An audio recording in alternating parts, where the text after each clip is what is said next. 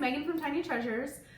We are doing a tagging tutorial. We've had lots of questions on how to tag all the different items that you guys have. So let's start. I'm gonna go and I'm just gonna show you through the line of how to tag each item.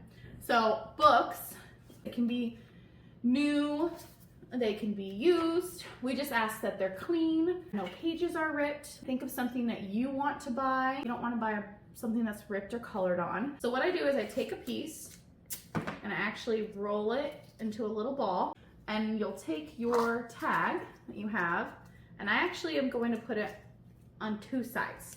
I never want to put it on the front of the book. I want kids to be able to sit and look and see what kind of books you have. I always put it on the back of the book. I tend to not even put it on the barcode. I always put it above the barcode. So this is how you would tag a book.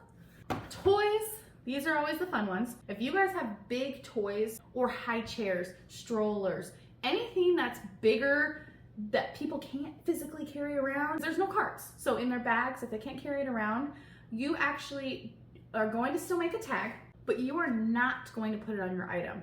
We are going to come to us, we're going to give you a big sheet, and it'll be a tear off sheet. That way when the person wants to come through and buy, they will be able to just tear that sheet off and they're not walking around with a heavy item. Toys like this that need to go into bags because they're all different sizes, there's two different methods. Now if you have, let's say you have 10 times this amount of these kind of blocks, you can utilize anything that's clear is going to be your best method. Containers, bins, those work as well with lids. So the biggest thing here though is you want to tape them closed. You do not want things with little pieces to open up at the sale. So I take, not this tape, but I take this tape and I just tape it shut. Now another trick is if you didn't want to go buy a big bag and you're like, oh, I just have two of them together. So like 2 packs here is I would still tape these together like this, and then you're gonna put your tag right here. I would put your tag with back to the packing tape, not to the painter's tape. Painter's tape is almost specifically for books. Most of everything else you will utilize the packing tape for. So you'll put your tag on there and that'll be your item for toys. If you're doing things like puzzles, this is our best method that we've utilized for puzzles for the pieces to stay on, is this is just saran wrap. You saran wrap it around, you stick your tag on there. Again, I just use packing tape, not painter's tape on there, and this way, you know, most of the pieces will stay together and they can go with the books. Games, I've just used a little bit of Scotch tape, just so it won't come open during the sale. You can, with these kind of packaging, even use the painter's tape. That's kind of when you can go back to painter's tape, just so the boxes don't rip on people. So that's how you do something like that. Shoes, people want them to be able to match. They don't want them to get lost. So what I do is I take a zip tie, and you zip it through. I then would take my tagging gun to make a very small hole here. And on the new tags that we have, there's actually a little hole there that'll tell you, you know, punch here. You do not want to punch on any of the scans. Try and stick to that hole. That way we're able to read and utilize the rest of the information on your tags. Make sure your shoes are clean. Magic erasers will work really well. I always like lacing them up, making them look a little bit prettier. And then those are ready to go for your sale. Clothes, that's the biggest question. I start by sizing out all of my clothes. Then I will go through and tag. It makes it a lot easier in the process because when you drop your items off to us, they will need to be sized out and they will need to be on hangers. You always want your hanger to be running this way because that is the way that the racks are going to be. That way everything is facing forward. You do not get your hangers back, so keep that in mind. You want to make sure that all of your clothes are free of stains, free of rips. We want them to be clean, ready to be sold. Think about if it's on the rack this way.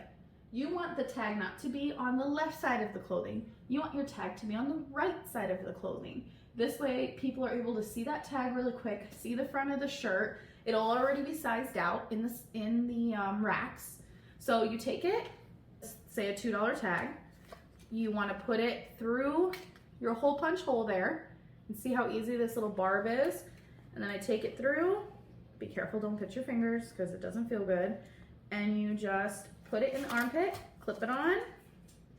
I always close this, you know, you got tiny humans running around. And there you go. That's tagged, ready for sale. The drop-off times are always the night before the sale and the morning of the sale.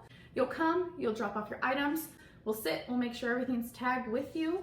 Then from there, you actually are the ones to put your stuff on the floor. So you'll put your stuff on the floor. Everything does have to have a tag on it. The tags, as far as going into the system goes, all it's gonna have is the consignment. It's gonna have your consignor number. It's gonna tell us whether or not you have it marked for full price, whether or not you have it an R for return. You can tag in increments of $1, but then if you're doing half off, it does go down to that 50 cents. So if your item is at $1, it'll go down to 50 cents for the half price day. Anything that you want returned and not donated, you're actually gonna write an R right here. That is the only manual entering that you will have to write in.